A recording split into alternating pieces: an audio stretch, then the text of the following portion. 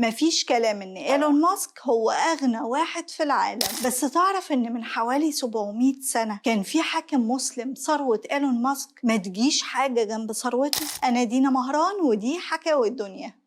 في سنة 1280 ميلادياً 697 هجرية اتولد منسى موسى، وحسب ما قال ابن خلدون إنه كان حفيد أبو بكر أخو الملك سندياتا كيتا مؤسس مملكة مالي. وكلمة منسى دي معناها الملك، لقب يعني زي الوزير أو الرئيس. ومسك منسى موسى حكم مملكة مالي حوالي سنة 713 هجرياً بعد ما عينوا الملك أبو بكر الثاني ملك مملكة مالي خليفة ليه، وده قبل ما يسافر في رحلة بحرية ما رجعش منها، عشان بعدها موسى يبقى المنسى أو الملك العاشر لمملكة مالي. وقال ابن خلدون إن المملكة في عهده كانت من أقوى الممالك، وإنه فتح بلاد كتير وضمها ليه زي جاو وتمبكتو وأروان وتدمكت وتوات. وبيوصف المؤرخ أحمد بن يحيى بن فضل الله العمري منسى موسى وبيقول عليه أعظم ملوك السودان المسلمين، وأشدهم بأسا وأوسعهم بلادا وأكثرهم عسكرا وأعظمهم مالا وأحسنهم حالا وأقهرهم للأعداء وأقدرهم على إفاضة النعماء.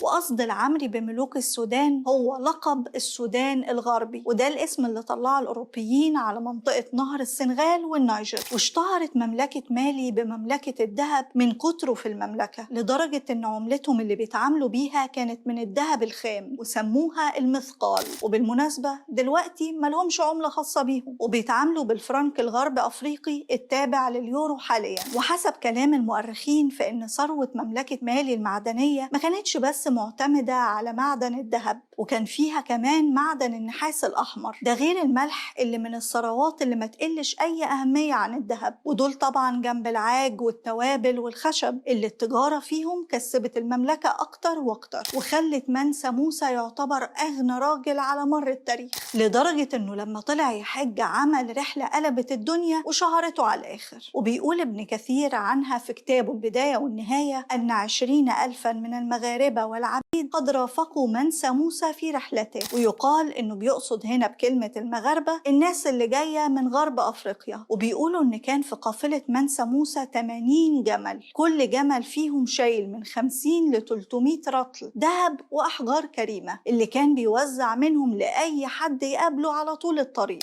وذكر تقي الدين المقريزي في كتابه السلوك لمعرفة دول الملوك أن قافلة منسى موسى وصلت القاهرة في مايو سنة 1324 ميلاديا. وبيقول العمري إن منسى موسى ساعتها ما كانش موافق إنه يقابل السلطان المملوكي الناصر ناصر الدين محمد بن قلاوون، وده بحجة إنه ما يتأخرش على استكمال رحلته للحج. بس بيقول إن السبب وراء عدم الموافقة دي عادة غريبة جدا كانوا بيعتمدوها المماليك،